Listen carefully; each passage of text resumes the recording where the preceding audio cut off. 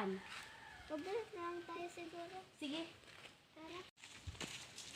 Hindi, malapit na.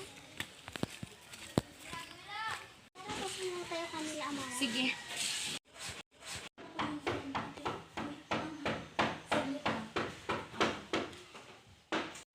Wala kayo. Ano ginagawa niyo dito? Ay, wala. Di ba alam lang kami kasi wala naman kami ginagawa.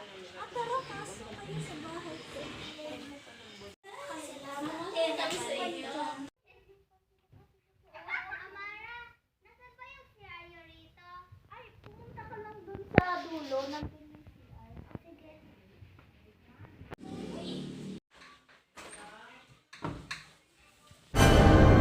Amara, susunduin mo muna si Annalyn kasi ihihinga talaga ako. Sige, pumunta ka na dun. Diba? Oo, malapit na.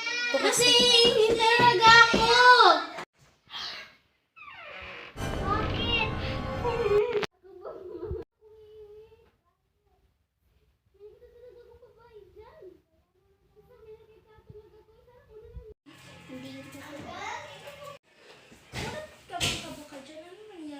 Kasi may nakita talaga akong batang babae at mahaba yung buhok. Tara, maglakad na tayo. Ako nang matutulugan natin.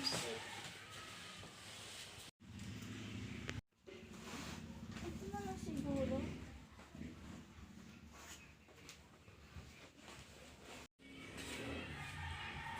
Ayun na pala.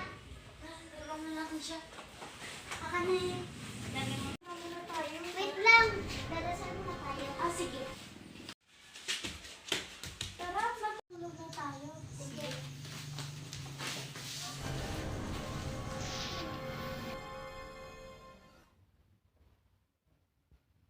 Nagdamag talaga ako.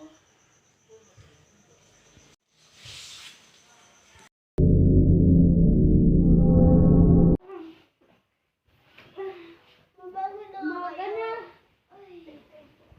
Amara, pauna na kami kasi baka mapagalitan kami ni Ina. Sige.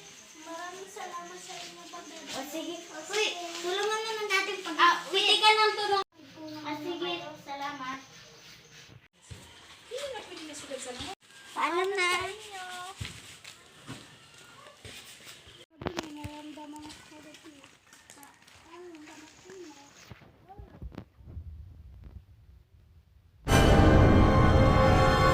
Ano yun?